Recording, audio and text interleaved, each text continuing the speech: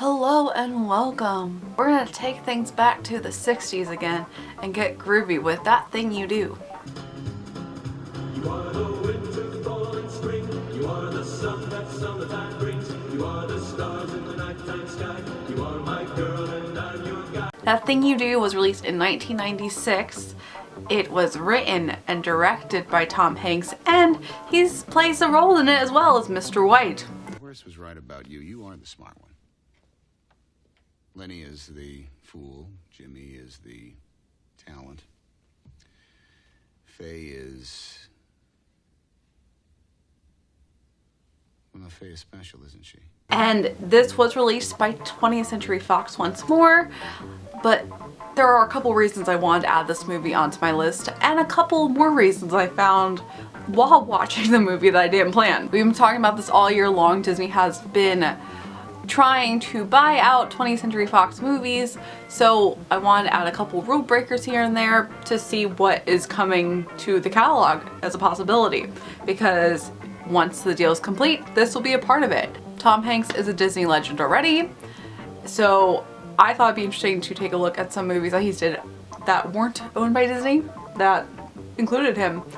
And the third reason that I found out while watching this film is that Mickey's in this film already. They talk about going to Disneyland. They do go to Disneyland, and it literally is the most hilarious thing I've found because I didn't expect it at all.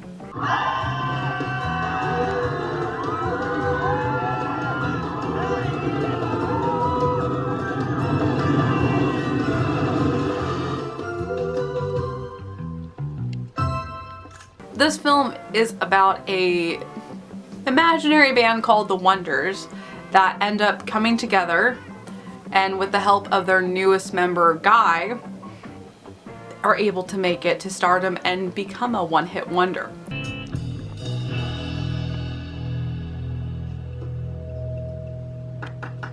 Perfect, man. Very good. Took Chad a week to learn that. Chad, who's Chad? Just one song, right? That's right. Wonderful. And it's all about they were basically an imaginary Beatles in America, and all about their journey of traveling all over America, touring, and the struggles of being a band and making it to the top. And we know everyone else's names except for the bass player. The bass player does not have a name. He's literally the bass player, or TB player. And he is the one that goes to Disneyland, and at the end they have some credits that basically sum up what everyone did after they got older. And I just love it so much because with TB player, he ends up living in Orlando as a building instructor, and this movie takes place in 1964, so Walt Disney World wasn't a thing yet, but Disneyland was. So I thought it was really awesome and such an unexpected surprise that this makes it such a Disney film without being a Disney film already.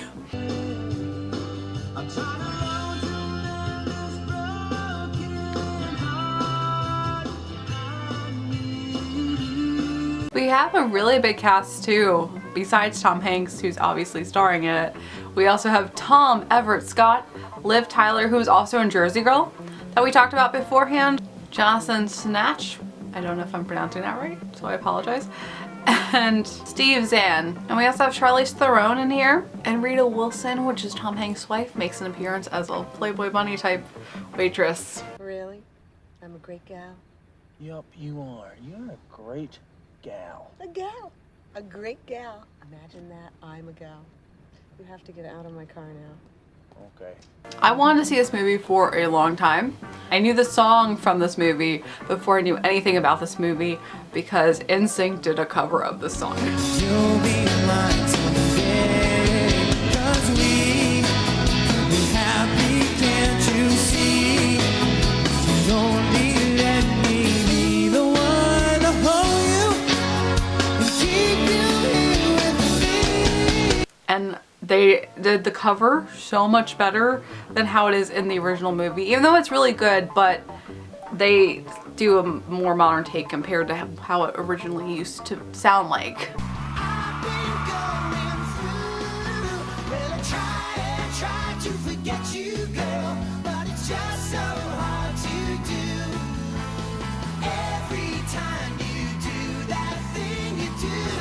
And this movie was made in the 90s, so when NSYNC did the cover, it was only a couple years old technically, but it is based off of a Beatles song, Please Please Me, but it's sped up compared to the original, and it's a little different. It's such a catchy song, and it really does make the movie. I mean, that's basically the entire point of this movie, is based on the song, because that song is what takes them from just being a band in Erie, Pennsylvania to being on Hollywood television. And they do a good job.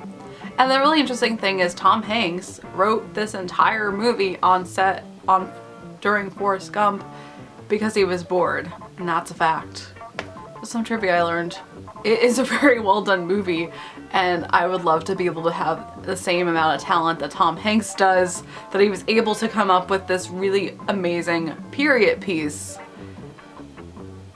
during Forrest Gump. Hello. My name's Forrest Gump.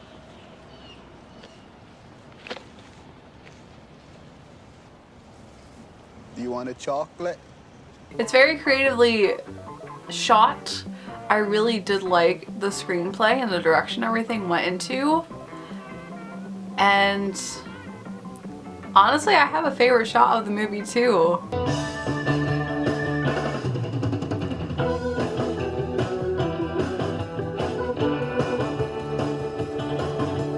I want to know if this is a real place. Can I go here and take pictures, or was this legitly just made for the movie as a transition?